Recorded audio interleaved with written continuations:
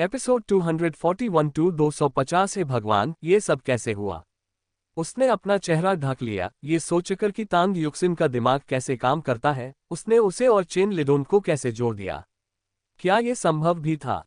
बिल्कुल असंभव था। हालांकि तांग युक्सिन ने इसे इसी तरह समझा। आप दोनों की जोड़ी शानदार है। आप और सिसी की जोड़ी भी बहुत अच्छी लगती है। जू मियाओ मियाओ ने आंखें घुमाईं। क्या ये वाकई ठीक था कि लोगों को सिर्फ इसलिए बेतरतीब ढंग से मिला दिया जाए क्योंकि वे आपस में अच्छे से घुल मिल जाते हैं, भले ही इसका कोई मतलब न हो? उसे चेन लिडोन के लिए कोई भावना नहीं थी, और जाहिर है चेन लिडोन को भी उसमें कोई दिलचस्पी नहीं होगी। ये नामुमकिन था, और उससे तांग युक्सिन को ये याद दिलाना जरूरी था कि यह बिल्कुल नामुमकिन है। यह एक जैसा नहीं है। तांग युक्सिन को लगा कि जू मियाओ मियाओ अजीब तरह से सोच रही है। वह और सिसी बहनें हैं, वे दोनों लड़कियां हैं। क्या चेन लिडोन को लड़के पसंद हैं? जू मियाओ मियाओ ने फिर से अपनी आंखें घुमाईं। क्या तुम्हें लड़कियां पसंद हैं? इस समय तांग युक्सिन की कल्पनाएं बेकाबू हो रही थीं। मियाओ मियाओ ने अपने सीने को ढांक लिया, उसके रोंगटे खड़े हो गए। तुम ये क्या बकवास कर रहे हो? जू मियाओ मियाओ ने बिस्तर से एक तकिया उठाया और उसे तांग युक्सिन पर फेंक दिया। मैं एक महिला हूं, मुझे पुरुषों में दिलचस्पी है और मैं सामान्य हूं। चेन लिडोन और मेरे बीच कोई संभावना नहीं है। ओह, तांग युक्सिन को इस पर विश्वास नहीं हुआ। एक दोषी व्यक्ति खुद ही अपनी पोल खोल देता है। मेरी माँ का उपनाम यांग है, उनका नाम यांग मेयुए है। जू लिडोन की माँ का उपनाम भी यांग है और उनका नाम यांग मेसू है। इन नामों को सुनकर तांग युक्सिन को लगा जैसे उसे कुछ महत्वपूर्ण बात समझ आ गई हो। आप और जू लिडोन चचेरे भाई बहन हैं? हाँ, क्या ऐसा नहीं लगता? जू मियाओ मियाओ ने अपने चेहरे की ओर इशारा करते हुए कहा, हम करीबी रिश्तेदार हैं। बचपन में सब कहते थे कि हम एक जैसे दिखते हैं, लेकिन अब नहीं, वो बदसूरत हो गया है और मैं सुंदर हो गई हूँ। तुमने मुझे क्यों नहीं बताया? तांग युक्सिन को ठगा हुआ महसूस हुआ और वह अपनी मूर्खता को बर्दाश्त नहीं कर पा रही थी। उसने हमेशा उन्हें बचपन के प्रेमी प्रेमिका माना था, लेकिन अब वे चचेरे भाई बहन थे। पहले चचेरे भाई बहनों की शादी जायज थी, लेकिन अब करीबी रिश्तेदार होने के कारण ये जायज नहीं था। तुमने कभी पूछा ही नहीं। जू मियाओ मियाओ ने मुंह बनाते हुए कहा, मुझे लगा तुम्हें पता है। वरना मेरे पापा मुझे रोज जू लिडोन के साथ क्यों रहने देते हैं और उन्हें इस बात का डर क्यों नहीं है कि उनकी बेटी किसी और के लिए भावनाएं विकसित कर लेगी। वैसे भी अब हम 17 साल के हो चुके हैं, बालिग माने जाते हैं। बड़ों की तरह बर्ताव करो। बिल्कुल नहीं। तांग युक्सिन ने तुरंत अपना कंबल ऊपर खींचा और अपना चेहरा ढक लिया। अरे, जू मियाओ मियाओ ने तांग युक्सिन का कंबल खींचते हुए कहा, सो मत जाओ, मुझसे बात करो। मैं तुमसे बात करना बिल्कुल नहीं चाहता। अरे, जू मियाओ मियाओ ने तांग युक्सिन को एक और धक्का दिया। मुझे नींद नहीं आ रही है, मुझे किसी से बात करने की जरूरत है। अगर नींद ना आए तो दीवार को खरोंच दो। तांग युक्सिन ने ये बात झट से कह दी। अब वो सोने जा रही थी। उसे इस बात की परवाह नहीं थी कि कोई और सो नहीं पा रहा है। ऐसा तो था नहीं कि उसे खुद अनिद्रा की समस्या थी। जू मियाओ मियाओ के पास मुंह फुलाकर अपने कमरे में लौटने के अलावा कोई चारा नहीं था। फिर उसने अपने पंजे जैसे हाथों से दीवार को खरोंचना शुरू कर दिया। उसे खरोंचने में कोई खास तकलीफ नहीं हुई, इसलिए वह खरोंचती ही रही। अगले दिन जब जू की मां कमरा साफ कर रही थी, तो उसने दीवार पर कई निशान देखे और उनके आने के कारण को लेकर हैरान रह गई। वे कल वहां नहीं थे। तांग युक्सिन ने चेन लिडोन के चेहरे को गौर से देखा। उसने पहले तो ध्यान नहीं दिया था, लेकिन अब उसे लिडोन और मियाओ मियाओ में कुछ समानताएं नजर आईं, खासकर उनकी आंखों में। शायद उनका करीबी रिश्ता सिर्फ इसलिए नहीं था कि वे अक्सर साथ समय बिताते थे।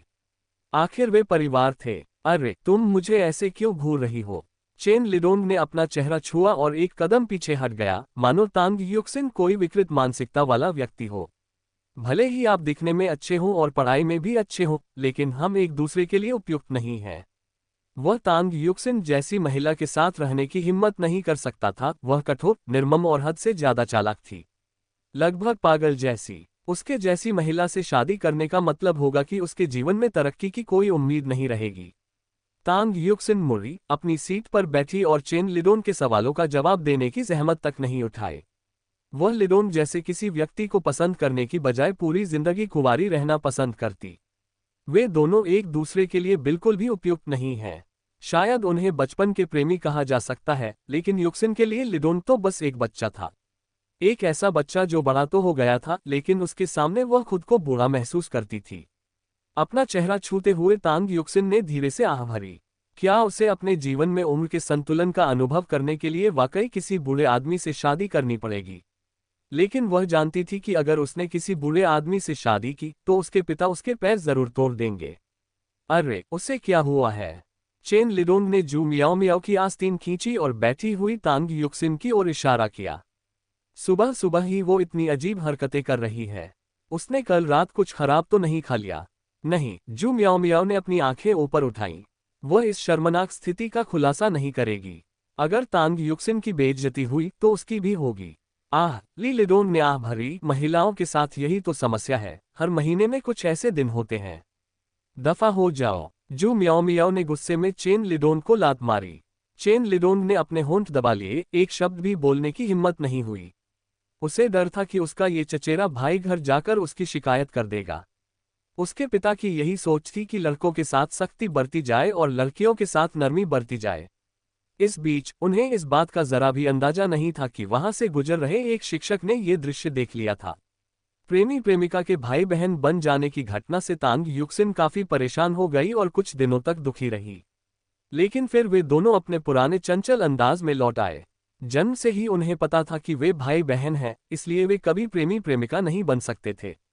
वे साथ पले बड़े थे, उनका रिश्ता आम भाई बहनों से कहीं ज्यादा गहरा था। इसी बीच स्कूल के प्रधानाचार्य के कार्यालय में शिक्षिका सोंग हाई स्कूल के छात्रों के डेटिंग के मुद्दे पर लगातार बोल रही थी और उनकी थूक शिक्षिका जिन के चेहरे पर उड़ रही थी, जो उनसे कुछ ही दूरी पर सामने खड़ी थी। हमारे विद्यालय में हमें विद्यार्थियों के बीच प्रेम संबंधों की समस्या का दृढ़तापूर्वक विरोध करना होगा। सबसे पहले हम कम शैक्षणिक प्रदर्शन वाले विद्यार्थियों को नजरअंदाज करेंगे। मैं नहीं चाहता कि इस तरह का माहौल विद्यालय में फैले और फिर अन्य अच्छे विद्यार्थियों को प्रभावित करे। और उनकी अप्रत्यक्ष आलोचनाएं इंक्रीजिंगली स्पष्ट होती जा रही थीं।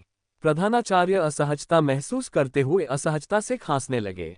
आखिरकार ये बेचारे छात्र या तो वे थे जिन्हें उन्होंने केवल इशारे से प्रवेश दिया था या फिर कुछ व्यक्तिगत संबंधों के कारण स्वीकार किया था। छात्रों के बीच डेटिंग के मुद्दे पर उन्होंने सहमति जताई। स्कूल को इस तरह के व्यवहार को जड़ से खत्म करना होगा। वे सभी अभी बच्चे हैं, ऐसे बच्चे जिन्हें विश्वविद्यालय जाना है। उनका भविष्य अभी अनिश्चित है और एक नादान, मासूम प्रेम प्रसंग से बर्बाद नहीं होना चाहिए। शिक्षक जिन। शिक्षक सोंग अचानक शिक्षक जिन की ओर मुड़, कक्षा 1 के शिक्षक होने के नाते आप अपने छात्रों को ठीक से क्यों नहीं संभालते? इन लड़के लड़कियों को दिन भर इधर उधर घूमने क्यों देते हैं? क्या आपकी कक्षा के छात्र आगे की पढ़ाई छोड़ देते हैं, इसलिए आप दूसरी कक्षाओं के छात्रों को बर्बाद करना चाहते हैं?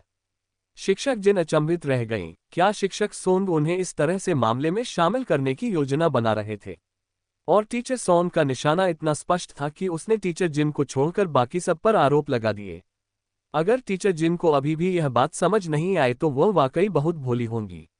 ये सब कुछ टीचर सोंग की टीचर जिन को निशाना बनाने की चाल थी। सोंग इस स्थिति का फायदा उठाकर जिन को नीचा दिखाना चाहता था।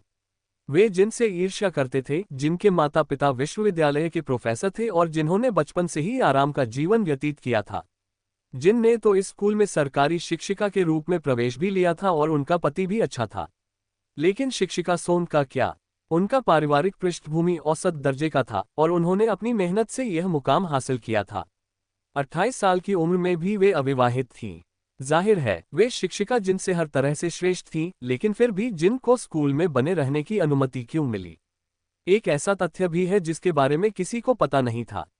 वह टीचर जिन के पति से प्यार करती थी, इसलिए वह चाहती थी कि जिन के पति को यह एहसास हो कि जिन एक पत्नी के रूप में कितनी बेकार है। भले ही उसका पारिवारिक पृष्ठभूमि अच्छा ना हो, फिर भी वह अपने प्रयासों और दृढ़ संकल्प से मनचाही स्थिति तक पहुंच जाएगी। इसलिए पिछले कुछ वर्षों में वह जिन के प्रति अधिकाधिक आक्रामक होती जा रही थी और अपने जीवन के हर पहलू में जिन से आगे निकलने की लगातार कोशिश करती रही थी। दूसरों के सामने अपनी अहमियत साबित करने के लिए और उस आदमी के सामने अपनी अहमियत साबित करने के लिए। लेकिन भला दूसरे लोग इन अनकही इच्छाओं और घिनौने विचारों को कैसे समझ पाते? सोंग के आरोपों से शिक्षक जिन स्तब्ध रह गए। शिक्षक सोंग, मुझे समझ नहीं आ रहा कि आप क्या कह रहे हैं। भले ही मेरी कक्षा के छात्र पढ़ाई में उतने अच्छे न हों, लेकिन उनका चरित्र अच्छा है। आपने जो कहा वह हमारी कक्षा में नहीं हो सकता। शिक्षिका जिन इस बात की पुष्टि कर सकती थी और यह केवल उनकी राय नहीं थी, बल्कि कई अन्य शिक्षकों की भी यही राय थी। हालांकि कक्षा 1 का समग्र शैक्षणिक प्रदर्शन उच्च स्तर का नहीं था, फिर भी विद्यार्थी बहुत मेहनती थे और कोई भी कमजोर छात्र नहीं था। शायद कुछ विद्यार्थियों को जान पहचान के जरिए दाखिला मिल गया हो, लेकिन वे सभी अच्छे विद्यार्थी थे जो मन लगाकर पढ़ाई करना चाहते थे और भविष्य में विश्वविद्यालय में प्रवेश लेना चाहते थे। हे, शिक्षक सोंग ने ताना मारते हुए कहा, उदाहरण के लिए अपनी कक्षा के छात्रों को ही ले लीजिए। वे सबके सामने खुलेआम इश्कबाजी और प्रेम प्रसंग करते हैं। इससे न सिर्फ आपकी कक्षा के लिए बुरा उदाहरण बनता है, बल्कि अगर दूसरी कक्षाएं भी इसे देखें तो क्या होगा अगर वे भी ऐसा ही करने लगें? क्या हमारे स्कूल में कॉलेज प्रवेश दर इतनी अधिक रहेगी? क्या हमारे छात्र अब भी किंग विश्वविद्यालय और नॉर्मल विश्वविद्यालय में दाखिला ले पाएंगे? यह आरोप इतना गंभीर था कि कोई भी इसे सहन नहीं कर सका। ऐसा कोई नहीं था जो इतना बड़ा दोष अपने ऊपर लेने की हिम्मत कर सके। हमारे स्कूल की 100 साल पुरानी प्रतिष्ठा और प्रवेश दर को चकनाचूर करना बिल्कुल अकल्पनीय था। इन शब्दों को सुनकर अन्य शिक्षकों को भी असहजता महसूस हुई। जी हाँ, शिक्षक जिन, एक शिक्षक के रूप में हमें न केवल अपने छात्रों के शैक्षणिक प्रदर्शन पर बल्कि उनके नैतिक चरित्र पर भी ध्यान देना चाहिए। इस उम्र में वे प्रेम संबंधों में कैसे पड़ सकते हैं? यह उनके भविष्य पर ध्यान केंद्रित करने का एक महत्वपूर्ण समय है। आपको उन पर नजर रखनी चाहिए। शिक्षक जिन, बुरा न माने, लेकिन हमारे स्कूल में ऐसा कैसे हो सकता है? मुझे लगता है शिक्षक सोन सही कह रहे हैं। आपकी कक्षा को विश्वविद्यालय प्रवेश परीक्षा की परवाह नहीं है, लेकिन हमारी कक्षा को है। इन सीधे सादे आरोपों से शिक्षक जिन स्पष्ट रूप से परेशान हो गए। शिक्षक सोंग, आपको दूसरों की निंदा नहीं करनी चाहिए। शिक्षिका जिन ने अपनी आंखों में उमड़ते आंसुओं को बड़ी मुश्किल से रोका। उन पर या उनके विद्यार्थियों पर ऐसे आरोप नहीं लगाए जा सकते थे क्योंकि उनके सभी विद्यार्थी अच्छे थे। किसने कहा कि विश्वविद्यालय जाने का सपना सिर्फ दूसरी कक्षाओं के विद्यार्थी ही देखते हैं?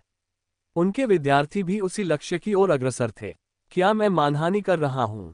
शिक्षक सोंग ने फिर से व्यंग्य करते हुए कहा, अगर मैं सच नहीं कह रहा हूं तो चलिए आपके छात्रों से पूछते हैं।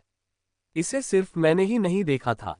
शिक्षक सोंग, तो उन छात्रों को यहां ले आइए ताकि हम स्थिति को अच्छी तरह समझ सकें। बूढ़े प्रधानाचार्य ने तटस्थता बनाए रखने और शिक्षक जिनकी थोड़ी रक्षा करने के इरादे से कहा। आखिरकार सभी जानते थे कि बूढ़े प्रधानाचार्य शिक्षक जिनके पिता के सहपाठी थे। शिक्षिका सोंग ने अपने होंठ सिकुड़े और मन ही मन ताना मारा, मैं देखना चाहती हूं कि तुम इस बार उसकी रक्षा कैसे करोगी। अगर मैं इस औरत को हमारे स्कूल से नहीं निकलवा पाई तो मेरा नाम सोंग नहीं है। उस समय तांग युक्सिन, जू म्याओ म्याओ और चेन लिडोंग एक साथ बैठकर दिन के असाइनमेंट पर काम कर रही थीं। दिन के पाठ कठिन थे, इसलिए वे काफी देर से चर्चा कर रही थीं, जिससे कई अन्य छात्र भी सुनने के लिए आकर्षित हो गए। उनकी जीवंत चर्चा और अपने विचारों को साझा करने से अन्य लोगों को भी समझ आने लगी और उन्हें इससे काफी लाभ होने लगा। चेन लिडोंग हंस पड़ा और अपने चमकदार सफेद दांत दिखाने लगा। मैंने तुमसे कहा था कि मेरा समाधान सही है और यह सबसे सरल समाधान है। तुम तो बस अंदाजा लगा रहे हो, जू मियाओ मियाओ ने चेन लिडोंग को घूरते हुए कहा। वह हार मानने को तैयार नहीं थी। हाई स्कूल शुरू होने के बाद से ही उसे संघर्ष करना पड़ रहा था। अगर तांग युक्सिन को छोड़ दें, जो उन्हें इंसान से भी ज्यादा किसी अनजान और रहस्यमयी प्राणी जैसी लगती थी, तो बात अलग थी। उसे सबसे ज्यादा निराशा इस बात से होती थी कि उसका चचेरा भाई चेन लिडोंग, जो पढ़ाई में उससे भी ज्यादा कमजोर था, अब हाई स्कूल में बहुत अच्छा प्रदर्शन कर रहा था। सवाल चाहे कितना भी कठिन क्यों न हो, उसे हल करना आसान लगता था। वह तांग युक्सिन से बहस और मुकाबला भी कर सकता था और कभी कभी तो उसके जवाब सही भी होते थे। इसलिए जैसा कि तांग युक्सिन ने कहा, चेन लिडोंग वास्तव में बहुत बुद्धिमान था। उसकी पढ़ाई में असफलता के कारण उसकी शिक्षण पद्धति, वातावरण और मानसिकता थी। यदि वह इन तीनों बिंदुओं को सुधार ले तो उसके लिए विश्वविद्यालय में प्रवेश पाना आसान हो जाएगा। चेन लिडोंग के वर्तमान प्रदर्शन को देखते हुए, परीक्षा के बिना भी विषयों की उनकी समझ और उनकी दक्षता को देखते हुए उनका विश्वविद्यालय में प्रवेश होना तय था, खासकर तांग युक्सिन के साथ होने के कारण, जो प्रश्नों का अनुमान लगाने में बेहद माहिर थी। उन्हें तांग युक्सिन की बिल्कुल भी चिंता करने की जरूरत नहीं थी। उसकी पढ़ाई और परीक्षा देने की क्षमता आम लोगों की समझ से परे थी। उसके परीक्षा के अंक लगभग हमेशा उसकी मनचाही रैंक को दर्शाते थे। वह अपने अंकों को दशमलव बिंदु तक नियंत्रित कर सकती थी। जू मियाओ मियाओ ये बात अच्छी तरह जानती थी। एक बार युक्सिन ने जानबूझकर एक आसान सवाल गलत किया ताकि उसे मनचाहा अंक मिल जाए। युक्सिन को लगा कि मियाओ मियाओ को पता नहीं चलेगा, लेकिन उसकी आंखें खुली रह गईं। जब वे इस सवाल के जवाब पर चर्चा कर ही रहे थे, जो पूरी कक्षा के लिए चर्चा का विषय बन गया था, तभी अचानक कक्षा का दरवाजा जोर से खुल गया। शिक्षक सोन सख्त चेहरे के साथ अंदर आए, तांग युक्सिन, जू म्याओ म्याओ और चेन लिडोंग की ओर इशारा करते हुए बोले, तुम तीनों मेरे साथ आओ। कक्षा में तुरंत सन्नाटा छा गया, इतना सन्नाटा कि पिन गिरने की आवाज भी सुनाई दे सकती थी। तांग युक्सिन खड़ी हो गई और जू म्याओ म्याओ ने उसकी ओर एक नजर डाली। उसने आंखों से पूछा, क्या हो रहा है? वे कक्षा में चुपचाप पढ़ाई कर रहे थे और उन्होंने किसी को नाराज नहीं किया था, खासकर शिक्षिका सोन को, जो सिर्फ इसलिए उन्हें परेशान करने नहीं आई होंगी क्योंकि उनकी आवाजें बहुत तेज थीं और उन्होंने 5वीं कक्षा, जो कि सबसे ऊपर की कक्षा थी, को परेशान किया था। क्या ऐसा हो सकता है? लेकिन 5वीं कक्षा और उनकी पहली कक्षा अलग अलग मंजिलों पर थी। पहली कक्षा तीसरी मंजिल पर और 5वीं कक्षा भूतल पर। पहली मंजिल गर्मियों में ठंडी और सर्दियों में गर्म रहती थी, जो कि बहुत सुविधाजनक थी। लेकिन आखिर उन्होंने 3 मंजिल दूर से 5वीं कक्षा को कैसे परेशान किया? उन्होंने 5वीं कक्षा के शिक्षक को नाराज करने के लिए क्या किया? तांग युक्सिन ने अपना सिर हिलाया। उसे भी नहीं पता था। जू म्याओ म्याओ ने चेन लिडोंग के कपड़े खींचे और चेन लिडोंग ने कंधे उचकाकर यह संकेत दिया कि वह भी नहीं जानता था। वे अब भी छुपके से एक दूसरे को देख रहे थे। कम उम्र में उन्हें पढ़ाई करनी चाहिए थी, न कि गपशप। जैसे ही शिक्षक सोन के मुंह से शब्द निकले, उन सभी का अर्थ बदल गया। सिर्फ इसलिए कि तुम कमजोर प्रदर्शन करने वाली कक्षा में हो, इसका मतलब यह नहीं है कि तुम अन्य पहलुओं में लापरवाही कर सकते हो। अपने अंकों के साथ, क्या तुम्हें सच में लगता है कि तुम विश्वविद्यालय में दाखिला ले पाओगे?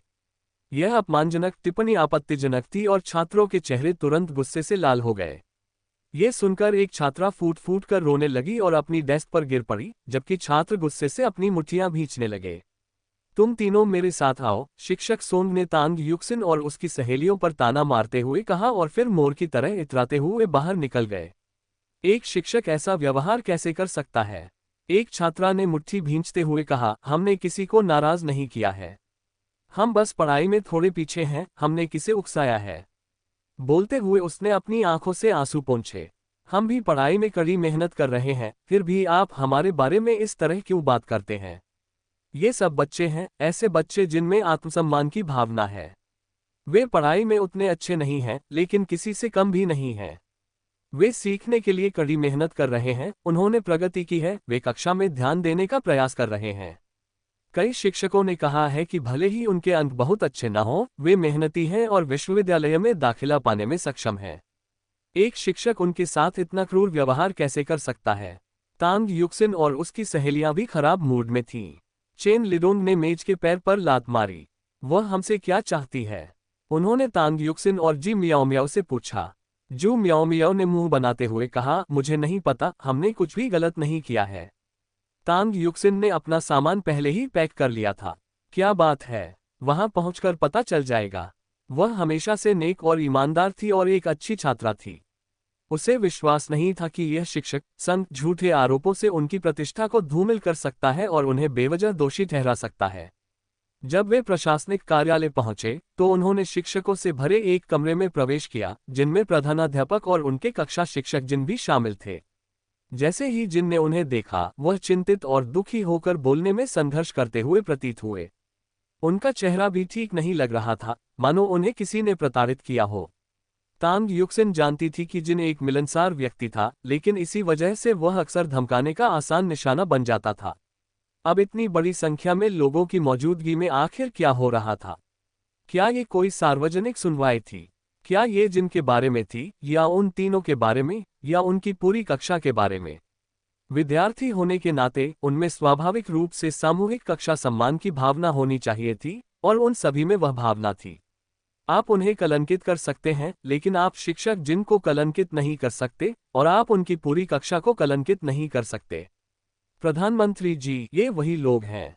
शिक्षक सांग ने जू मियाओ मियाओ और चेन लिडोंग की ओर इशारा करते हुए कहा, ये दोनों स्कूल में एक दूसरे के साथ अंतरंगता दिखा रहे थे, दूसरे छात्रों की परवाह नहीं कर रहे थे और खुलेआम छेड़छाड़ कर रहे थे। हमारी कक्षा के सभी छात्रों ने इसे देखा है। वे दावा करते हैं कि वे बचपन के दोस्त हैं। ये हमारे विद्यालय की भावना का सरासर अपमान है। अगर हम इसे अभी अनदेखा करते हैं, तो बाद में क्या मुसीबत हो सकती है? बदनामी तो हमारे स्कूल की, हमारे सभी शिक्षकों और छात्रों की होगी। तांग यूयू की आंखें चौड़ी हो गईं। पहली बार उसने किसी को इतना अभिमानी देखा था। 2 बार जन्म ले चुकी होने के बावजूद वह दयनीय स्थिति में थी। उसने पहले भी यही सोचा था, लेकिन उसे कभी उम्मीद नहीं थी कि जू म्याओ म्याओ और चेन लिडोंग इस हद को पार कर देंगे। वे अभी भी युवा थे, बच्चे थे, अभी वयस्क नहीं हुए थे, भोले भाले थे और उनके मन में कोई बुरी भावना या इरादा नहीं था। शिक्षक सन कुछ इशारा कर रहे थे। क्या आखिरी वाक्य का मतलब ये था कि अगर जू म्याओ म्याओ और चेन लिडोन गर्भवती हो गईं तो हालात बेकाबू हो जाएंगे? क्या यही अर्थ था? तांग युक्सिन ने झुंझलाहट में अपना हाथ माथे पर रख लिया। पिताजी, मैं घर जाना चाहता हूँ। मैं मंगल ग्रह पर नहीं रहना चाहता, यह मेरी धरती नहीं है। क्या वे इस युग में लोगों को निर्दोष नहीं कहते थे? क्या वे इसे पवित्र युग नहीं कहते थे? सहपाठी, तुम एक निर्दोष युग हो, जैसे गीत नहीं गाते थे। जू म्याओ म्याओ और चेन लिडोन भी अवाक रह गए, उनके चेहरे पर हैरानी के भाव थे। देखो, इन्हें अपराधबोध हो रहा है, शिक्षक संघ ने ताना मारते हुए कहा। ये स्कूल में खुलेआम डेटिंग कर रहे हैं और दूसरों को भी इसमें शामिल कर रहे हैं। शायद ये तीनों। शिक्षक जी, आप हमारे बारे में इस तरह बात नहीं कर सकते, तांग युक्सिन ने अचानक सिर उठाकर जोर से चिल्लाया। वह शिक्षकों का सम्मान करती थी, लेकिन जो शिक्षक उसे थप्पड़ मारे उसका सम्मान वह नहीं कर सकती थी। हम अभी भी छात्राएं हैं और बहुत मासूम हैं। कृपया अपनी गंदी सोच से हमारी मासूमियत का आकलन न करें। हमारा मन सरल है। हम अभी खिले हुए फूलों की तरह हैं। मैं इस दोष को अपने ऊपर नहीं लूंगा। तांग युक्सिन ने एक एक वाक्य करके बोला। उसकी आवाज धीमी थी, लेकिन उसके शब्दों ने कई शिक्षकों को चौंका दिया। फिर वे दबी हुई हंसी हंसने लगे। उसका बोलने का तरीका वाकई तीखा था। हाँ, कुछ बातें तो बच्चे को पता भी नहीं थी। टीचर संघ ने हद ही पार कर दी। अगर बच्चे डेटिंग करते हैं तो उन्हें करने दो। हाई स्कूल में डेटिंग करने वाले ये पहले बच्चे नहीं हैं। बस बोल देना ही काफी था। और अब जब मामला इतना बढ़ गया है तो जाहिर है कि वह खुद को सुरक्षित महसूस कर रही हैं। आखिर उन्होंने बच्चों से इतने कठोर शब्द क्यों कहे? शिक्षिका संग अवाक रह गईं। उन्होंने मुड़कर देखा तो उनके कई सहकर्मी चुपके से हंस रहे थे, यहाँ तक कि प्रधानाध्यापक भी हंस रहे थे। हालांकि उन्होंने चेहरे पर सामान्य भाव बनाए रखा, लेकिन कोई भी समझ सकता था कि वे भी हंस रहे थे। शिक्षिका सन को अचानक ऐसा महसूस हुआ जैसे उनका चेहरा जल रहा हो, मानो किसी ने उनके चेहरे पर थप्पड़ मार दिया हो। तांग युक्सिन, क्या तुम शिक्षक से ऐसे बात करती हो? अगर तुम अपने इन अंकों के साथ भविष्य में कॉलेज में दाखिला ले लेती हो तो मैं खुद को एक थप्पड़ मार लूंगी। ठीक है, तांग युक्सिन ने शांत भाव से जवाब दिया। वह मासूम चेहरे वाली आज्ञाकारी गुड़िया की तरह दिख रही थी। शिक्षिका संघ ने तांग युक्सिन की ओर इशारा करते हुए कहा, अगर यहाँ इतने सारे शिक्षक न होते तो शायद वो उसे पकड़ लेती। उसके जैसी छात्राओं का क्या फायदा, जो सिर्फ स्कूल का माहौल खराब करती हैं। जू म्याओ म्याओ ने तांग युक्सिन को अंगूठा ऊपर करके इशारा किया, जो कि तांग युक्सिन की खासियत थी। वह जानबूझकर इस तरह बोलती थी, लेकिन कोई यह नहीं बता सका कि यह जानबूझकर किया गया था। तांग युक्सिन ने जू म्याओ म्याओ का हाथ पकड़ा और चुपचाप उस पर कुछ लिखा। चिल्लाना। जू म्याओ म्याओ ने शब्द को समझा। फिर तांग युक्सिन ने एक और शब्द लिखा, पिताजी। जू म्याओ म्याओ भी इस शब्द को समझ गई। जू म्याओ म्याओ की नजरें घूमते ही तांग युक्सिन की योजना समझ गईं। उन पर और चेन लिडोन पर इतना बड़ा झूठा आरोप लगाया गया है कि अगर वे अभी पीली नदी में भी कूद जाएं, तो भी वे अपना नाम साफ नहीं कर पाएंगे। इससे न सिर्फ उन दोनों पर असर पड़ेगा, बल्कि उनके माता पिता को भी इसके दुष्परिणाम भुगतने पड़ेंगे। भविष्य में कॉलेज में दाखिला मिलने पर भी ये दाग जिंदगी भर उन पर लगा रहेगा। उसने इस तरह की बदनामी को स्वीकार नहीं किया और इसे बर्दाश्त नहीं किया। उसी क्षण जू म्याओ म्याओ अपनी उलझन से बाहर निकली। उसने अपनी आंखें चौड़ी कर लीं, उसकी आंखें लाल होने लगीं और उसके होंठ कांपने लगे। वह किसी तूफान में फंसे फूल की तरह दयनीय और पीड़ित लग रही थी। शिक्षक, आप मेरे साथ ऐसा अन्याय कैसे कर सकते हैं? इसके बाद मैं कैसे जी पाऊंगी? मैं कॉलेज कैसे जाऊंगी? मेरे माता पिता दूसरों का सामना कैसे करेंगे? तब तक शिक्षक सांग तांग युक्सिन से बहुत क्रोधित हो चुके थे और सीधे छात्रों पर चिल्लाने लगे, तुम लोगों ने ही यह घिनौना काम किया है, फिर भी जीना चाहते हो। तुमने खुद को शर्मिंदा किया है और अपने माता पिता के लिए मुसीबत खड़ी की है। तुम्हें खुद ही इसके परिणाम भुगतने होंगे। तुम में इसे स्वीकार करने की हिम्मत तक नहीं है। पापा। अपने पिता को देखकर जू म्याओ म्याओ दौड़कर उनके पास गई और उनके कंधे पर सिर रखकर रोने लगी। बचपन से ही लाड़ प्यार पाने के कारण उसे अन्याय का एहसास हुआ, क्योंकि उसने पहले कभी इस तरह का व्यवहार अनुभव नहीं किया था। म्याओ म्याओ, रो मत। पापा यही हैं। शू के पिता ने उसके कंधे पर हाथ फेरते हुए उसे दिलासा दिया। किसी भी पिता का दिल अपनी बेटी को ऐसी हालत में देखकर टूट जाएगा। अगर वह उदासीन रहता तो क्या वह पिता कहलाने के लायक भी था? क्या मैं जान सकता हूं कि मेरी बेटी क्यों रो रही है? उन्होंने उपस्थित शिक्षकों से पूछा और अंत में प्रधानाचार्य पर अपनी निगाहें टिका दी। प्रधानाचार्य केवल एक असहज मुस्कान के साथ जवाब दे सके। उनका चेहरा तनावग्रस्त था और उनकी बनावटी मुस्कान एक विकृत चेहरे जैसी लग रही थी। इसके लिए तुम्हारे माता पिता ही जिम्मेदार हैं, शिक्षिका सोंग ने अपने कपड़े ठीक करते हुए कहा। वह नैतिक रूप से सही थी। उन्हें लगा कि माता पिता इस स्थिति से अनजान थे, है ना? क्या आपको पता है कि आपका बच्चा इतनी कम उम्र में रोमांटिक रिश्ते में है? एक बच्चा जिसे अपनी पढ़ाई पर ध्यान देना चाहिए, विश्वविद्यालय जाने और अपने भविष्य के बारे में सोचना चाहिए, वह प्यार में उलझा हुआ है। जू के पिता ने अपना सिर झुकाकर जू मियाओ मियाओ से पूछा, मियाओ मियाओ, क्या तुम किसी रिश्ते में हो? नहीं। उसे बहुत बुरा लगा। उसने ऐसा क्या किया था कि उसे ये सब सहना पड़ा? वह तो किसी रिश्ते में भी नहीं थी। यहाँ गवाह मौजूद है। फिर भी झूठ बोलना चाहते हो? शिक्षक सोंग ने चेन लिडोन की ओर इशारा करते हुए कहा। वह स्कूल में खुलेआम डेटिंग कर रहा है, जिससे अन्य छात्रों के लिए बुरा उदाहरण पेश हो रहा है। जू के पिता की माथे की नस फड़क उठी। ये सुनकर जू मियाओ मियाओ को ऐसा लगा जैसे उसके दिल में चुभन हुई हो। वह फूट फूट कर रोने लगी और अपने पिता से लिपट गई। उसे असहनीय अन्याय का अनुभव हुआ। जू के पिता के चेहरे के भावों में आए इस अचानक बदलाव को देखकर शिक्षक सोंग के होठों के कोने पर हल्की सी मुस्कान और गहरी हो गई। आपको अपने बच्चे पर नियंत्रण रखना चाहिए। अगर वह इतनी कम उम्र में डेटिंग कर रही है तो भविष्य में वह विश्वविद्यालय की पढ़ाई पर ध्यान कैसे केंद्रित कर पाएगी? अपना मुंह बंद करो। उसी क्षण जू की मां कमरे में घुस आए।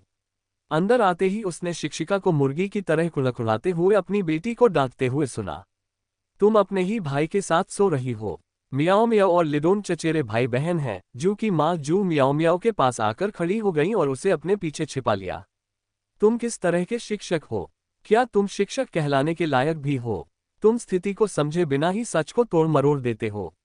क्या तुम में जरा भी शर्म नहीं है? तुम खुद को शिक्षक कैसे कह सकते हो? मैं तुम्हारे मुंह पर थूकना ज्यादा पसंद करूंगी। शुक्र है मेरी बच्ची तुम्हारी कक्षा में नहीं है। अगर उसे रोज तुम्हारा चेहरा देखना पड़ता तो उसकी भूख मर जाती, वह खाना नहीं खा पाती और विश्वविद्यालय की पढ़ाई भी नहीं कर पाती। तांग युक्सिन स्तब्ध रह गई। उसने शू की मां को इतना उग्र कभी नहीं देखा था। सचमुच ये कुछ हद तक डरावना था। उसकी यादों में शू की मां हमेशा एक सौम्य और गुणी महिला थी, लेकिन उसने कभी उम्मीद नहीं की थी कि वह अपनी गालियों में इतनी वाक्पटु होंगी। तभी दो और लोग अंदर आए, श्रीमान और श्रीमती चेन। युक्सिन ने पहले कभी ध्यान नहीं दिया था, लेकिन अगर गौर से देखा जाए तो श्रीमती चेन और श्रीमती जू के बीच समानता देखी जा सकती है। वे बहनें थीं। युक्सिन पूरी तरह से हैरान रह गई। उसने पहले इस बात पर ध्यान क्यों नहीं दिया? उसने हमेशा यही सोचा था कि वे बचपन के प्रेमी थे, बिल्कुल निर्दोष। लेकिन असल में वे करीबी चचेरे भाई बहन थे। प्रधानाचार्य जी, क्या मैं पूछ सकता हूं कि आपने ऐसे मूर्ख शिक्षक को क्यों नियुक्त किया? एक चतुर व्यवसाय श्री चेन ने पूछा। हमारे बच्चे ने इस स्कूल को इसलिए चुना क्योंकि हमें विश्वास था कि यह एक अच्छा स्कूल है, भविष्य की प्रतिभाओं का पालन पोषण स्थल है। लेकिन मुझे बताइए, यहाँ ऐसा मूर्ख शिक्षक कैसे हो सकता है? उसने हमारे तीनों बच्चों पर गंदगी फेंक दी। हमारे बच्चे मिडिल स्कूल से ही एक साथ स्कूल में पढ़ते आ रहे हैं और उनके मन में कभी ऐसे विचार नहीं आए। लेकिन आपने कुछ और ही सोचा था। मुझे बताएं, बच्चों के बीच के सबसे पवित्र रिश्ते को इतनी घृणित तरीके से चित्रित करने के लिए कोई कितना निर्दयी होना चाहिए? प्रधानाचार्य शर्म से सिर झुकाए खड़े रहे, उन्हें सही शब्द नहीं सूझ रहे थे। शिक्षक सोन का चेहरा पीला पड़ गया। धिक्कार है, उसने कभी इसकी कल्पना भी नहीं की थी। चचेरे भाई बहन, वे सचमुच चचेरे भाई बहन थे। शिक्षिका सोन को बेहद शर्मिंदगी महसूस हुई। उन्हें ऐसा लगा जैसे उन्होंने खुद को इतनी जोर से थप्पड़ मारा हो कि चेहरा लगभग सूज गया हो। प्रधानाचार्य ने तुरंत माफी मांगी और शिक्षक सोन को भी ऐसा करने के लिए राजी किया। लेकिन शिक्षिका सोन कौन थी? वो इतनी आसानी से अपनी गलती कैसे मान सकती थी? वही तो सबको पूरे भरोसे के साथ यहाँ लाई थी और अब वो पूरे स्कूल में हंसी का पात्र बन चुकी थी। सबके सामने, खासकर उस नीच शिक्षिका जिनके सामने वो माफी कैसे मांग सकती थी? आखिर ऐसा कैसे हो सकता था? ये सब तुमने शुरू किया है और तुम्हें माफी मांगनी होगी, प्रधानाचार्य ने कड़े शब्दों में कहा। अगर यह मामला शिक्षा ब्यूरो तक पहुंच गया तो तुम पढ़ाना कैसे जारी रखोगे? ब्यूरो कहेगा कि तुम पढ़ाने के लायक नहीं हो। तुम इसका सामना कैसे करोगे? शिक्षिका सोंग ने दांत पीसते हुए शर्मिंदगी से भरे चेहरे के साथ अनिच्छा से माफी मांगी। प्रधानाचार्य ने बीच में आकर शांत शब्दों में बात संभाली और अंततः प्रधानाचार्य की इच्छा के चलते श्री जू ने मामला वहीं छोड़ दिया। हालांकि उन्होंने चेतावनी दी कि यदि शिक्षिका सोंग ने उनके बच्चों को फिर से परेशान किया तो वे पुराने हिसाब के साथ साथ नए हिसाब भी चुकाएंगे। माता पिता आसानी से दबने वाले नहीं थे। अगर उन पर दबाव डाला जाता तो एक ऐसे शिक्षक के लिए जिसका करियर ऊंचाइयों पर था, कोई भी घोटाला उसके शिक्षक के रूप में भविष्य को समाप्त कर सकता था। यहाँ तक कि एक छोटा सा घोटाला भी उसके उत्कृष्ट मूल्यांकन को बर्बाद कर सकता था। इतनी बदनामी झेलने के बाद शिक्षिका सोन के लिए कैंपस में अपना चेहरा दिखाना भी मुश्किल हो गया था। उन्होंने पहले कभी इतनी बुरी तरह से ठोकर नहीं खाई थी। उन्हें हमेशा गर्व था, उनकी कक्षाएं अपने अपने वर्ग के छात्रों में सबसे आगे रहती थीं, उनके छात्रों के माता पिता उनका सम्मान करते थे और उनसे डरते भी थे। लेकिन अब उन्होंने न केवल ठोकर खाई थी, बल्कि बुरी तरह से ठोकर खाई थी। युक्सिन की कक्षा के छात्रों ने पहली बार शर्मिंदगी और अपमान महसूस करने का अनुभव किया, लेकिन साथ ही उन्होंने दृढ़ता का अर्थ भी सीखा। बिना सोचे समझे ही कक्षा का सीखने का माहौल बेहतर होता चला गया। युक्सिन, म्याओ मियाओ और अन्य छात्र अक्सर मिलकर समस्याओं पर चर्चा करते थे। धीरे धीरे और भी सहपाठी उनके साथ जुड़ने लगे। हर किसी को कुछ न कुछ सीखने को मिल रहा था। वास्तव में युक्सिन ने जानबूझकर उनके हाई स्कूल की परीक्षा से कुछ प्रश्न शामिल किए थे। उसने धीरे धीरे और चतुराई से ज्ञान का परिचय कराया। हालांकि केवल दृढ़ निश्चयी लोग ही इसे समझ सकते थे और इससे लाभ उठा सकते थे। यदि वे सीखना ही नहीं चाहते थे तो इससे कोई फर्क नहीं पड़ता था। इसके अलावा इस बार टीचर सोंग ने युक्सिन को वाकई बहुत परेशान कर दिया था। उन्हीं की वजह से 50 साल की युक्सिन को पहली बार प्रधानाचार्य के कार्यालय जाना पड़ा और सबके सामने डांट खानी पड़ी।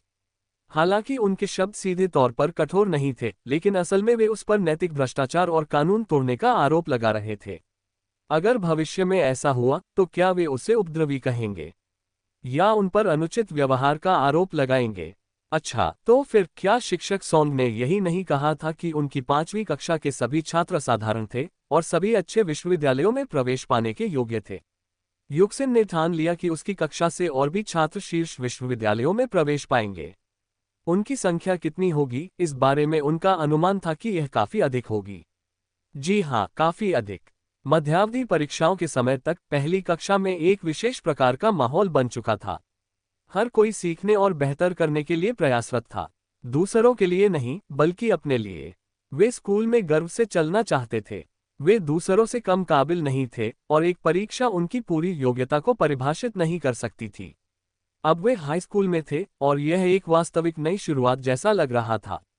हाँ, मिडिल स्कूल की परीक्षाओं का क्या महत्व था? वे तो बस एक ही परीक्षा थी। यह उनकी पहली हाई स्कूल परीक्षा थी। न केवल छात्र बल्कि शिक्षक भी उत्सुकता से इंतजार कर रहे थे, क्योंकि इस परीक्षा के बाद ही यह स्पष्ट हो जाएगा कि स्कूल की सर्वश्रेष्ठ कक्षा कौन सी होगी।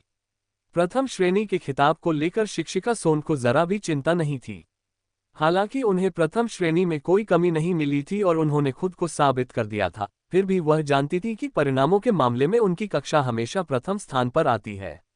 इसमें कोई संदेह नहीं था।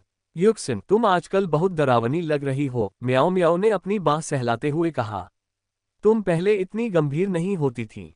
तुम्हारे पास हमेशा दूसरी चीजों के लिए समय होता था। देखो तो जरा, उसने तांग युक्सिन की मेज पर रखे परीक्षा पत्रों के ढेर की ओर इशारा करते हुए कहा। हे भगवान, कितने सारे हैं और तुम इन्हें मजे से हल कर रहे हो। ऐसा लगता है जैसे तुम्हारे पास असाधारण सीखने की क्षमता है, जिसे हम जैसे आम लोग समझ ही नहीं सकते। मैं सबसे पहले आना चाहती हूँ। युक्सिन ने अपना पेन नीचे रख दिया और अपनी ठुड्डी को हाथ पर टिका लिया। जो कोई भी मुझे नुकसान पहुंचाने की हिम्मत करेगा, वो जो चाहेगा मैं उससे छीन लूंगी। जू म्याओ म्याओ को अचानक उस शिक्षिका सोन की याद आ गई जिसने उसकी नाक पर उंगली उठाकर उसे डांटा था, और वह परेशान हो गई। अगर चेन लिडोन के साथ उसका रिश्ता न होता तो शायद उस बुढ़िया के हाथों उसकी जिंदगी बर्बाद हो जाती। बिल्कुल नहीं, मुझे भी अच्छे अंक लाने होंगे ताकि वो औरत मुझे हर बार देखकर नीचा न दिखाए। ये बहुत परेशान करने वाला है। उसने भी एक किताब उठा ली।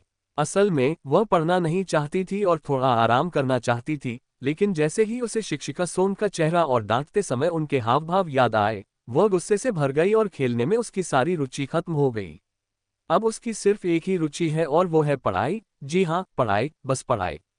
पढ़ाई के अलावा उसे किसी और चीज में कोई दिलचस्पी नहीं है। कुछ देर बाद चेन लिडोंग भी आ गया। आमतौर पर वह थोड़ा हंसमुख रहता था, लेकिन इस बार उसने मुश्किल से ही कोई भाव दिखाया। उन्हें ये बात बिल्कुल स्पष्ट थी कि शिक्षक सोन द्वारा इस बार उनकी बदनामी करने का कारण उनकी खराब शैक्षणिक प्रदर्शन था। लेकिन किसने कहा कि कक्षा 1 के छात्रों का शैक्षणिक प्रदर्शन खराब होना ही चाहिए? इस बार मध्यावधि परीक्षा में अगर वह किसी खास शिक्षक के चेहरे पर मुक्का नहीं मारता है तो वह चेन नहीं है। तीनों ने अपनी पूरी कोशिश की। इसके अलावा चेन लिडोंग अक्सर शिक्षिका सोन का नाम लेती थी और कहती थी कि वह खराब शैक्षणिक प्रदर्शन के कारण उनकी कक्षा को नीचा दिखाती थी, छात्रों, शिक्षकों और उनके माता पिता को परेशान करती थी। उनका अपमान करना उनके माता पिता का अपमान करने के समान है। इस दुनिया में सब कुछ बर्दाश्त किया जा सकता है, सब कुछ अनदेखा किया जा सकता है, सिवाय एक बात के, किसी को अपने माता पिता का अपमान करने की इजाजत नहीं दी जा सकती। अगर कोई अपने माता पिता का अपमान करे और खुद गैस भी न छोड़े, तो फिर वो इंसान कैसे हो सकता है, बच्चा कैसे हो सकता है? तांग युक्सिन के नेतृत्व में सभी छात्र कक्षा में गंभीरता से सुनने लगे, गंभीरता से दोहराने लगे, यहाँ तक कि घर पहुँचने पर भी वे पढ़ाई करने लगे, खेलना बंद कर दिया और टीवी देखना भी बंद कर दिया। अपने बच्चों को पढ़ाई के प्रति इतना गंभीर देखकर माता पिता भी भावुक हो गए। हाई स्कूल एक कसाई के चाकू की तरह है जो सभी बुरी आदतों को साफ सुथरा काट देता है। मध्यावधि परीक्षा का दिन आ गया और कई शिक्षक अलग अलग परीक्षा की निगरानी कर रहे थे। संयोगवश शिक्षक सोन कक्षा 1 की परीक्षा की निगरानी कर रहे थे। इस कक्षा पर विशेष ध्यान दें, शिक्षिका सोन ने परीक्षा कक्ष में प्रवेश करते हुए कहा। कक्षा 1 के छात्रों के प्रति उनका भाव कभी अच्छा नहीं होता था और जाहिर है वे कक्षा 1 के छात्रों के प्रति बिल्कुल भी विनम्र नहीं थी, आप जानते ही हैं। दूसरी परीक्षा निरीक्षक को तो उसकी बात का मतलब अच्छी तरह समझ आ गया था, जिसका सीधा सा मतलब था नकल से सावधान रहो। लेकिन अब नकल करने का क्या फायदा? कॉलेज प्रवेश परीक्षा के दौरान नकल तो नहीं कर सकते, है ना? कक्षा 1 के विद्यार्थियों ने उनकी बातचीत सुन ली। वे पहले से ही अपना गुस्सा दबा रहे थे और अब शिक्षिका सोन से उनकी नफरत और भी बढ़ गई। सौभाग्य से इस नई शिक्षिका सोन ने उन्हें कभी पढ़ाया नहीं। ये भी संभव था कि उनके जैसी घमंडी शिक्षिका उन विद्यार्थियों को नीचा समझती हो जो चोरी छिपे प्रवेश करते हैं या जिनका शैक्षणिक प्रदर्शन इतना खराब होता है कि वे विश्वविद्यालय के प्रवेश द्वार तक भी नहीं पहुंच पाते। पूरी परीक्षा के दौरान शिक्षिका सोन लगातार चहल पहल में लगी रहीं। उनकी निगाहें हर हरकत पर टिकी थीं, मानो वे चाहती हों कि काश उनके पास कुछ और आंखें होती, काश उनकी आंखें आग जैसी हो जाती। जब भी कोई अपना सिर घुमाता, उनकी निगाहें रडा की तरह तुरंत उस ओर घूम जाती। वह तांग युक्सिन के पास गई, सिर झुकाकर उसके हाथ में मौजूद कलम को घृणा से देखने लगी। सभी विद्यार्थियों में से उसे इस विद्यार्थी से सबसे ज्यादा नफरत थी। जब से वह शिक्षिका बनी थी, ये पहला विद्यार्थी था जिसने सबके सामने उसका अपमान करने की हिम्मत की थी। वह देखना चाहती थी कि तांग युक्सिन क्या जवाब दे सकती है। हाँ, पहली कक्षा की एक कमजोर छात्रा भला अच्छे अंक कैसे ला सकती है? उसमें तांग युक्सिन की लिखी हुई बातें पढ़ने का धैर्य ही नहीं था। इतने सारे छात्र थे, उसे सब पर नजर रखनी थी और किसी को भी नकल करने का मौका नहीं देना था। जब कक्षा समाप्त होने की घंटी बजी तो परीक्षा की प्रतियां एक एक करके एकत्र की गईं। यहां तक कि अगर कुछ छात्रों को अचानक कुछ लिखने का ख्याल आता तो शिक्षक सोन हमेशा उन्हें व्यंग्य भरी नजरों से देखते, जिससे कक्षा 1 के कई छात्रों के दिलों में चुभन पैदा होती थी। ऐसा लग रहा था मानो उस समय उसके चेहरे के भाव कह रहे हों, बदलने का क्या फायदा? तुम वैसे भी असफल हो जाओगे। असफल होने और बदलाव लाने में क्या अंतर है? अगले कुछ परीक्षाओं में या तो शिक्षक सोन द्वारा अन्य शिक्षकों को सतर्क करने के कारण या परीक्षाओं की निगरानी बहुत सख्त होने के कारण शिक्षकों ने परीक्षा के दौरान पलक तक नहीं झपकाई, जिससे कक्षा 1 के छात्रों के लिए इधर उधर देखना भी असंभव हो गया। नकल करना तो दूर की बात है, इसके अलावा इन छात्रों का नकल करने का कोई इरादा नहीं था। कुछ छात्रों ने शायद इसके बारे में सोचा होगा, लेकिन जैसे ही उन्होंने शिक्षक सोन के चेहरे पर तिरस्कार का भाव देखा, उन्हें विश्वास हो गया कि कोई भी ऐसा करने की हिम्मत नहीं करेगा। नकल करना, ये शब्द बहुत सरल है, लेकिन जैसे ही आप ऐसा करते हैं, यह आपके साथ साथ आपके माता पिता का भी अपमान करने के बराबर होता है। मध्यावधि परीक्षा समाप्त होने के बाद कक्षा 1 में पढ़ाई का माहौल पहले जैसा ही रहा। उन्होंने किसी भी विषय पर चर्चा नहीं की और सभी ने कक्षा में ही पढ़ना, पाठ करना और विषयों पर चर्चा करना शुरू कर दिया, मानो उन्होंने कोई अलिखित समझौता कर लिया हो। ये कैसे किया जाता है? चेन लिडोन ब्लैकबोर्ड के सामने खड़े होकर अपने विचार लिख रहे थे। तांग युक्सिन, क्या आपको लगता है कि यह सही है? तांग युक्सिन ने अपना पेन नीचे रखा, चलकर ब्लैकबोर्ड के किनारे से एक चाक उठाए और सूत्रों की एक लंबी श्रृंखला बोली। बिना पलक झपकाए उसने उत्तर लिखा, चाक नीचे रखी और अपनी सीट पर वापस चली गई। मैं प्रसन्न हूं। चेन लिडोंग ने शुरू में सोचा था कि उसकी विधि काफी सरल है, लेकिन ऐसा प्रतीत हुआ कि तांग युक्सिन की विधि उससे भी बेहतर थी। और बाकी सभी लोग उन दोनों के अध्ययन के तरीकों से डर गए थे। वे सभी होशियार छात्र थे, लेकिन वे सभी उसी कक्षा में क्यों आ गए?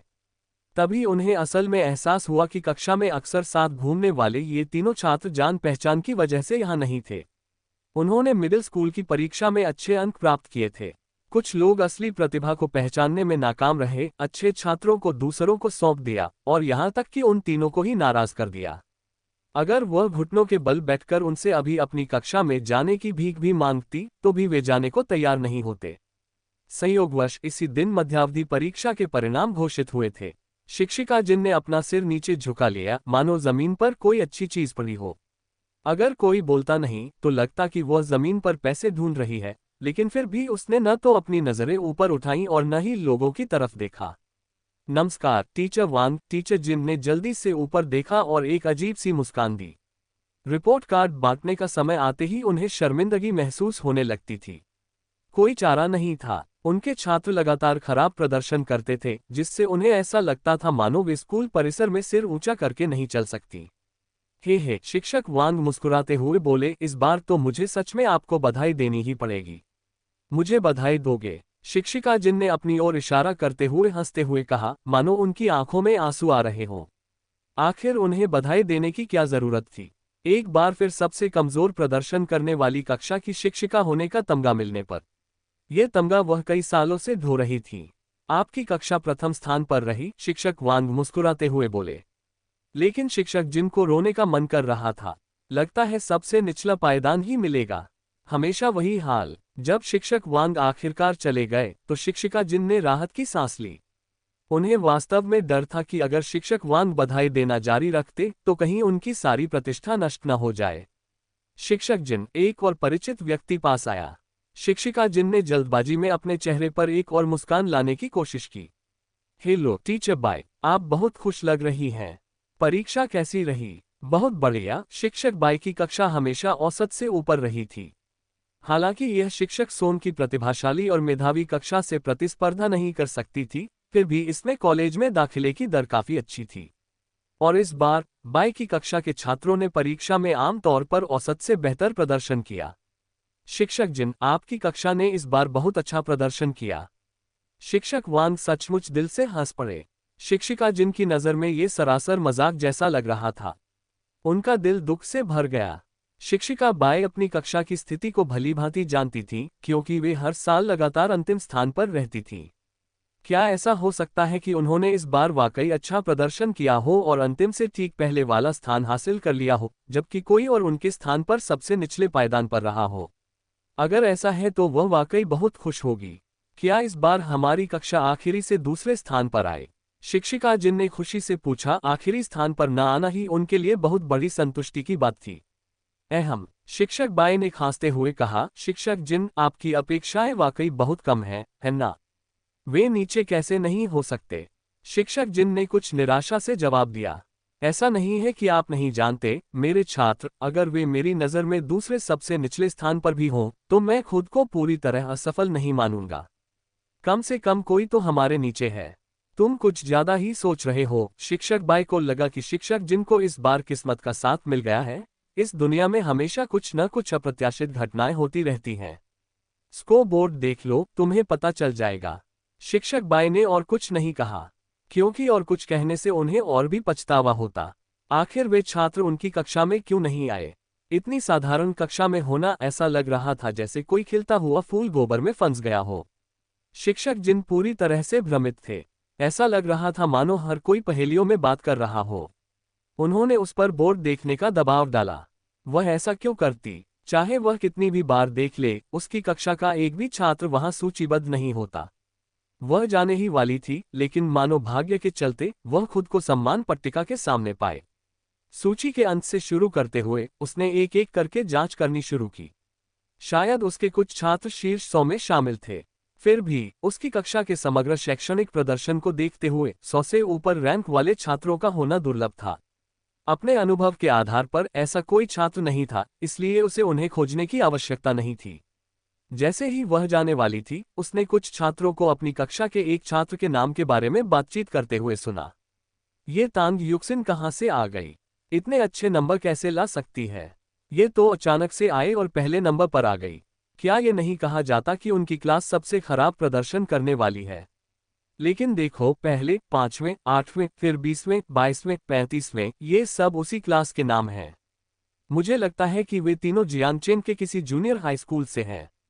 एक अन्य छात्र ने पूछा। जी हाँ, वे जियांगचेन काउंटी जूनियर हाई स्कूल से हैं, हम सहपाठी थे। लेकिन हम एक ही कक्षा में नहीं थे, एक छात्र ने बीच में टोकते हुए बातचीत जारी रखी। तीनों के जूनियर हाई स्कूल में पहले से ही बहुत अच्छे अंक थे। तांग युक्सिन ने हाई स्कूल प्रवेश परीक्षा में लगभग 700 अंक प्राप्त किए थे और दूसरे हाई स्कूल ने उसे छात्रवृत्ति देकर लुभाया था, लेकिन अंततः उसने 5वें हाई स्कूल को चुना। कहा जाता है कि जब दूसरे हाई स्कूल के प्रधानाचार्य को इन तीनों छात्रों का दाखिला नहीं मिला तो वे गुस्से से सफेद पड़ गए थे।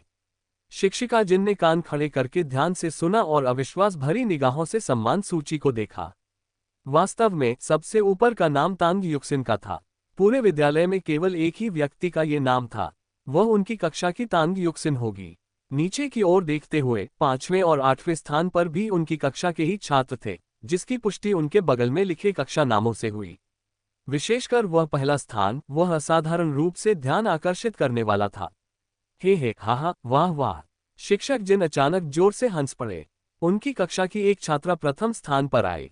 उनकी कक्षा में एक छात्रा ने प्रथम स्थान प्राप्त किया था। कक्षा में प्रथम स्थान प्राप्त करना किसी एक छात्र के प्रथम स्थान प्राप्त करने से कहीं अधिक महत्वपूर्ण था। इसके अलावा कक्षा के सभी छात्रों का शीर्ष 100 में स्थान प्राप्त करना असंभव था। हाई स्कूल में कुल 8 कक्षाएं थीं। भले ही किसी कक्षा में उत्कृष्ट अंकों वाले प्रतिभाशाली छात्र हों, फिर भी सभी शीर्ष 100 में स्थान प्राप्त नहीं कर पाते थे। कुछ अप्रत्याशित प्रतिभाएं हमेशा मौजूद रहती हैं। इस समय उनकी कक्षा, जिसे सबसे कमजोर माना जाता था, से एक अप्रत्याशित प्रतिभा उभरकर सामने आई। उन्होंने न केवल पूरी कक्षा में प्रथम स्थान प्राप्त किया, बल्कि 5वें और 8वें स्थान पर भी छात्रों को पहुंचाया। इतना ही नहीं, उनकी कक्षा के 5 छात्र शीर्ष 100 में शामिल हुए। जिस कक्षा को कभी सबसे खराब माना जाता था, वह अब स्पष्ट रूप से छिपी हुई प्रतिभाओं से भरी हुई थी। शिक्षिका जिन खुशी से मुस्कुराई, उनकी हंसी इतनी जोरदार थी कि उनकी आंखें मुश्किल से दिख रही थीं। कहीं से सुना कोई पॉप गाना गुनगुनाते हुए वह मानो हवा में तैरती हुई अपनी कक्षा में लौट आईं। उनके प्रवेश करते ही कक्षा का शोरगुल थम गया। शिक्षिका जिन ने तांग युक्सिन की ओर देखा, जिसने उन्हें आंख मारी। किसी कारणवश शिक्षक जिन फूट फूट कर रोने लगी। उसने अपने आंसू पोंछे और अपने छात्रों को देखकर मुस्कुराई, हालांकि उसकी आंखें अभी भी धुंधली थीं। इस बार सभी ने बहुत अच्छा प्रदर्शन किया है। अब हम दूसरों को साबित कर सकते हैं कि हम सर्वश्रेष्ठ हैं। एक परीक्षा से हमारा निर्धारण नहीं हो सकता। हम सभी आगे बढ़ रहे हैं और बेहतर हो रहे हैं, और हम सफल हो सकते हैं। इस बार तो हम सफल हो ही चुके हैं, है ना? विद्यार्थियों, क्या आपने स्कोर बोर्ड देखा? क्या आप जानते हैं, हमने इस बार बहुत अच्छा प्रदर्शन किया है, 5वीं कक्षा के उन्नत छात्रों से भी बेहतर। हमारी कक्षा की तांग युक्सिन ने कक्षा में शीर्ष स्थान प्राप्त किया, चेन लिडोंग ने 5वां स्थान और जू सीसी ने 8वां स्थान प्राप्त किया। हमारी कक्षा के शीर्ष 100 छात्रों में से 5 छात्र हैं। हम दूसरों से कम नहीं हैं, मैं उन्नत कक्षा से कम नहीं हूँ। हमारे माता पिता ने हमें यहाँ एक उद्देश्य से भेजा है, सीखने के लिए, ज्ञान प्राप्त करने के लिए, अपने भविष्य के लिए, न कि उत्पीड़न या अपमान सहने के लिए। दिया था। ठीक उसी समय जब प्रधानाचार्य अभी भी इस बात से इतने हैरान थे मानो उनके सिर पर किसी ने चोट मार दी हो। बाहर दरवाजे पर दस्तक की आवाज सुनाई दी। अंदर आ जाओ, प्रधानाचार्य ने जल्दी से आवाज लगाई। दरवाजा खुला और शिक्षिका जिन अंदर आईं। पहले अगर वह इस समय आती तो उन्हें जरूर शर्मिंदगी महसूस होती, लेकिन आज वह बेहद खुश दिख रही थी, मानो हवा में उड़ रही हो। अरे वाह शिक्षक जिन, आप तो बड़े खुश लग रहे हैं। क्या कोई अच्छी बात हुई? प्रधानाचार्य ने शिक्षक जिन से मजाक में कहा। एक के चेहरे पर हमेशा मुस्कान रहती थी, जबकि दूसरे का चेहरा घोड़े के चेहरे जितना सूजा हुआ था। स्वाभाविक रूप से प्रधानाचार्य ने मुस्कुराने वाले से बात करना पसंद किया। जी हाँ, कुछ अच्छा हुआ, शिक्षिका जिन पास आई। मिस सोन को देखकर उन्हें आखिरकार गर्व का अनुभव हुआ। इस विद्यालय में विद्यार्थियों का शैक्षणिक प्रदर्शन सबसे महत्वपूर्ण है। यदि विद्यार्थी परीक्षा में अच्छा प्रदर्शन करते हैं तो शिक्षक को स्वाभाविक रूप से इसका लाभ मिलता है और वे गर्व से सिर ऊंचा कर सकती हैं। क्या अच्छी खबर है, बताइए तो सही। प्रधानाचार्य भी मुस्कुराने लगे। कमरे का पहले का घुटन भरा माहौल मानो हल्का हो गया था, मानो कोई कोमल हवा अंदर आ गई हो। मैं प्रधानाचार्य को धन्यवाद देने आया हूँ। शिक्षिका जिनकी खुशी संक्रामक थी, जिसे उनके आसपास के लोग आसानी से महसूस कर सकते थे। मुझे धन्यवाद। प्रधानाचार्य ने अपनी ओर इशारा किया। उसके पास उसे धन्यवाद देने के लिए क्या बचा था? उसने तो हाल ही में कुछ किया ही नहीं था। वास्तव में वह तो लगातार गिड़गिड़ा रहा था और शर्मिंदगी झेल रहा था। अब जब वह बाहर निकलता था तो उसे ऐसा लगता था मानो वह अपनी शर्मिंदगी जेब में लेकर चल रहा हो। युक्सिन और बाकी 2 बच्चों को मेरी कक्षा में भेजने के लिए धन्यवाद। क्या आप प्रधानाचार्य जी को जानते हैं? शिक्षिका जिन ने उत्साह से अपने हाथ प्रधानाचार्य की मेज पर रख दिए। उन्हें लगा कि आज रात उन्हें बिल्कुल नींद नहीं आएगी। इस मध्यावधि परीक्षा में हमारी कक्षा की तांग युक्सिन ने प्रथम स्थान प्राप्त किया, चेन लिडोन 5वें स्थान पर और जू मियाओ मियाओ 8वें स्थान पर रहीं। शीर्ष 100 छात्रों में से लगभग 10 हमारी कक्षा से हैं। ये सुनकर प्रधानाचार्य कुछ क्षणों के लिए स्तब्ध रह गए। फिर उन्होंने मिस सोन की ओर देखा। ऐसा लग रहा था कि गलती उन्हीं की थी। उन्होंने शुरू में उन विद्यार्थियों को उनकी कक्षा में भेजने का इरादा किया था, लेकिन उन्होंने मना कर दिया था और अंततः इसका लाभ कक्षा 1 को ही मिला। उन तीनों बच्चों को देखकर स्पष्ट था कि उन्हें गुप्त रूप से प्रवेश नहीं दिया गया था। परिणाम काफी आश्चर्यजनक और हास्यास्पद थे, खासकर उन शिक्षकों के लिए जिनकी कक्षा में इन विद्यार्थियों को भेजा गया था। शिक्षक जिन के जाने के बाद सुश्री सोन का चेहरा और भी अधिक खींच गया। मिस सोन, ये आप ही थी जो इन छात्रों को नहीं चाहती थी। प्रधानाचार्य खड़े हो गए और मिस सोन की दुखती नस पर उंगली रख दी। शुरू में मैंने ही इन छात्रों को आपके हवाले किया था, लेकिन आप उन्हें नहीं चाहती थी। मिस सोन ने अपने गुस्से को काबू में रखा, बड़ी मुश्किल से खुद को खून की उल्टी करने से रोका। तांग युक्सिन और जू लिडोंग जू मियाओ मियाओ के साथ एक बार फिर प्रधानाचार्य के कार्यालय में खड़ी थीं। उन्हें प्रधानाचार्य द्वारा बुलाया गया था। क्या उस बुढ़िया ने मेरे बारे में फिर कुछ कहा? क्या मुझे अपने पिताजी को फोन करना चाहिए? जू मियाओ मियाओ ने अपनी दयनीय आंखों को झपकाया, मानो उसे शक होने लगा हो। तुम तो इतनी बड़ी हो गई हो, क्या तुम्हें अब भी अपने पापा की जरूरत है? चेन लिडोंग ने हाथ बढ़ाते हुए जू मियाओ मियाओ के चेहरे को हल्के से चुटकी ली और कहा, कोई बात नहीं, तुम्हारा भाई यहाँ है। वो अब बड़ा हो गया है, वो तुम्हारी रक्षा कर सकता है। और इतना कहकर उसने अपनी छाती थपथपाई। जू मियाओ मियाओ ने काफी देर तक उसे तिरस्कार भरी निगाहों से देखा और कहा, तुम बड़े तो हो गए हो, लेकिन तुम्हारी पूरी दाढ़ी भी नहीं बढ़ी है। ये भरा हुआ कैसे नहीं हो सकता? ये तो पूरी तरह से भरा हुआ है, देखना चाहोगे? ये कहते हुए उसने अपना चेहरा पास किया और उसकी ठुड्डी के नीचे से कुछ नए उगे बाल सचमुच झांक रहे थे। दफा हो जाओ। जू मियाओ मियाओ ने दांत भींचे, मानो वह चेन लिडोन को लात मारना चाहती हो। तांग युक्सिन ने अपना माथा मल लिया। वह सोच रही थी कि दुनिया में ऐसा मूर्ख व्यक्ति कैसे हो सकता है, या क्या ये सच है कि हर किसी को अपने नादानी भरे दिनों से गुजरना पड़ता है। सफेद लहराते कोट पहने पुरुषों का वो दौर, क्या इसकी वजह ये हो सकती है कि वो वाकई देखने में अच्छा लगता था? अहम खांसी की आवाज आए। जू मियाओ मियाओ ने तुरंत अपना शरीर सीधा किया, जैसा कि चेन लिडोंग ने भी किया, और अब कुछ भी बोलने की हिम्मत नहीं की। प्रधानाचार्य अंदर आए और इन तीनों बच्चों को देखते ही उनका व्यवहार तुरंत सौहार्दपूर्ण और सौम्य हो गया। ये तीनों बच्चे नानकिंग विश्वविद्यालय, किंग विश्वविद्यालय और बीजिंग विश्वविद्यालय में प्रवेश पाने वाले सर्वश्रेष्ठ छात्र थे। उनकी पीढ़ी की उम्मीदें इन्हीं पर टिकी थीं। हालांकि प्रधानाचार्य की धूर्त मुस्कान से वे तीनों भयभीत हो गए। इससे उनकी रीढ़ की हड्डी में सिहरन दौड़ गई, मानो उनके खिलाफ कोई साजिश रची जा रही हो। मैंने सुना है कि आपके परीक्षा परिणाम काफी प्रभावशाली थे। प्रधानाचार्य का स्वर और भी नर्म हो गया, उनका चेहरा और भी अधिक चमक रहा था। तांग युक्सिन ने विनम्रता का परिचय दिया, उसकी चमकदार आंखें गर्मजोशी से चमक रही थीं। ये सब हमारे शिक्षकों और स्कूल द्वारा उपलब्ध कराए गए अच्छे संसाधनों की बदौलत है। ऐसे शब्द सुनना सबको अच्छा लगता है, खासकर प्रधानाचार्य को। ये सुनकर प्रधानाचार्य ने अपना सिर ऊंचा किया और पीठ सीधी कर ली। शेख ही नहीं मार रहे, लेकिन हमारे 5वें नंबर के माध्यमिक विद्यालय में शिक्षा की गुणवत्ता किंगोन में बेजोड़ है। हम यहाँ के सर्वश्रेष्ठ हाई स्कूल हैं और हमारे यहाँ हर साल कॉलेज में दाखिले की गारंटी शुदा दर है। तांग युक्सिन और अन्य लोग ध्यान से सुन रहे थे। प्रधानाचार्य ने जोश में आकर लगभग 5वें माध्यमिक विद्यालय का इतिहास, उसके छात्रों की उपलब्धियां सुनाना शुरू कर दिया और उन्हें विद्यालय द्वारा वर्षों में प्राप्त प्रमाण पत्र दिखाए। ओह! कैबिनेट खोलते समय प्रधानाचार्य को एहसास हुआ कि वे मुख्य विषय से भटक गए हैं। उन छात्रों की वजह से उनका ध्यान असल मुद्दे से हट गया था। पहले मैं आपको कुछ बताना चाहता हूं। तांग युक्सिन जानती थी कि हवा ना हो तो लहरें भी नहीं उठती। अगर उन्हें यहां बुलाया गया है तो जरूर कोई कारण होगा। अगर कारण नहीं होता तो वे अभी यहां नहीं होते। लेकिन उसे समझ नहीं आ रहा था कि मामला क्या है। दरअसल कुछ नहीं है, प्रधानाचार्य ने अपने हाथ जोड़कर मेज पर रख दिए। मैंने तुम्हारे अंक देखे हैं, वे काफी अच्छे हैं। मतलब इतने अच्छे अंकों के साथ तुम कक्षा 1 में नहीं रह सकते।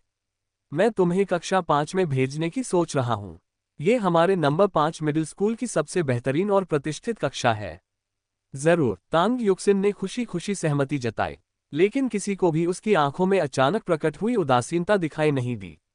जू मियाओ मियाओ ने अपना हाथ झटक दिया। वह 5वीं कक्षा में नहीं जाएगी, बल्कि मरना पसंद करेगी। चेन लिडोंग ने भी इसी तरह भौहें चढ़ाईं, और यह स्पष्ट था कि वह भी अनिच्छुक था। प्रधानाचार्य ने राहत की सांस ली, बशर्ते वे सहमत हो जाएं। अच्छे बीज अच्छी मिट्टी में बोए जाने चाहिए। क्या हमारे शिक्षक जिन भी जा रहे हैं? तांग युक्सिन के अप्रत्याशित प्रश्न ने प्रधानाचार्य को चौंका दिया। उनकी प्रतिक्रिया से पहले ही तांग युक्सिन के अगले वाक्य ने उन्हें और भी अधिक आश्चर्यचकित कर दिया। क्या हमारी कक्षा के छात्र भी जा रहे हैं?